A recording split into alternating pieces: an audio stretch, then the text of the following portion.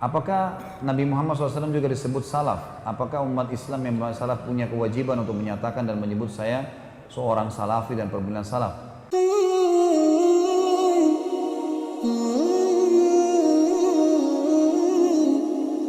Saya seorang pedagang pakaian, apakah saya boleh menjual pakaian yang tidak syar'i seperti celana ketat wanita atau hot pants dan seterusnya? Ya, sebaiknya dihindari. Kalau mau lebih aman ya, dihindari. Apalagi wilayah antum ini wilayah yang sudah jelas orang pakai begitu semua untuk salah gitu ya. Kecuali kalau antum tinggal di Saudi, Saudi ini semua perempuan berhijab.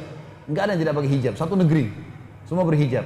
Kita jual pakaian dalam perempuan, jelas-jelas dia pakai di rumahnya sama suaminya. Enggak ada yang pakai di jalanan, di pantai. Kalau sini antum Masya Allah. Maka ada dukungan gitu kan. Sebaiknya hindari. Dan tidak usah takut dengan produk-produk syar'i ya. Tidak usah. Insya Allah Allah dengan rezekinya sendiri. Saya kemarin berbagi sama teman-teman contoh misal, saya tahu ada di Pekalongan hotel syariah. Itu hotel syariahnya penuh dengan orang non-muslim. Saya masuk di Bandung juga begitu. Ada banyak hotel-hotel syariah laku. Produk-produk makanan yang halal dan label halal itu banyak didatangi orang non-muslim. Gitu kan? Kalau mereka tahu halal. Di Jepang sekarang itu orang-orang Jepang yang sembah matahari, kalau masuk supermarket, kalau ada makanan kaleng, ada label halal, mereka beli daripada yang tidak ada label halal. Mereka tahu ini bersih. Jadi tidak usah takut dengan produk halal itu. Punya nilai sendiri sebenarnya. Cuma kitanya yang masih khawatir ya. Sebenarnya itu punya pangsa pasar yang bagus.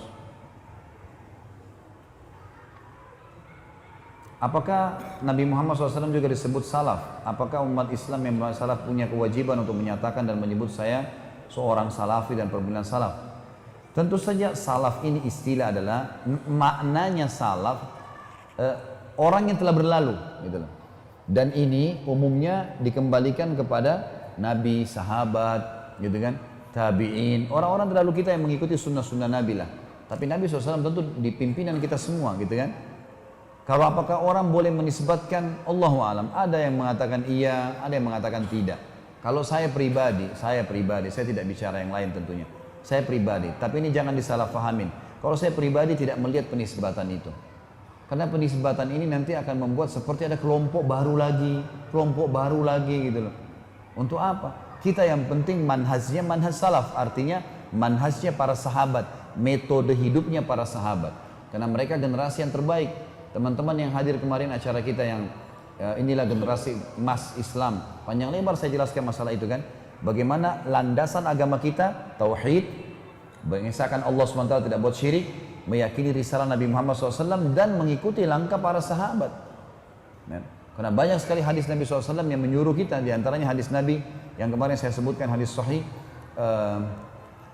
jagalah kemuliaan ajaranku, jagalah kemuliaanku dan kemuliaan ajaranku dengan menjaga kemuliaan dan ajaran sahabatku.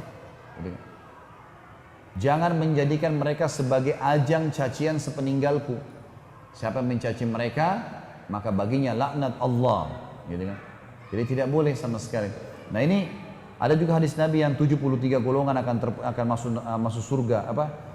Terpecah umatku jadi 73 golongan, semuanya masuk neraka kecuali satu. Artinya ada 72 masuk neraka dulu, nanti masuk surga. Ada satu tidak pakai masuk neraka, langsung masuk surga. Yang 72 masuk surga juga, tapi lewat neraka dulu. Gitu kan? Sahabat nanya, siapa yang satu itu ya Rasulullah? Apa kata Nabi? Maka ana alaihi wa ashabi. Orang yang mengikuti saya dan sahabat-sahabatku. Jadi memang yang dimaksud dengan salaf di sini kata para ulama adalah para sahabat nih. Orang terdahulu yang memang melihat dari Nabi SAW langsung. Seperti itulah. Jadi pemahaman kita memang harusnya pemahaman salaf. Gitu kan? Tapi penisbatan diri nanti malah jadi seperti kelompok baru gitu loh. Kesannya begitu. Allahu alam, ini yang saya ketahui.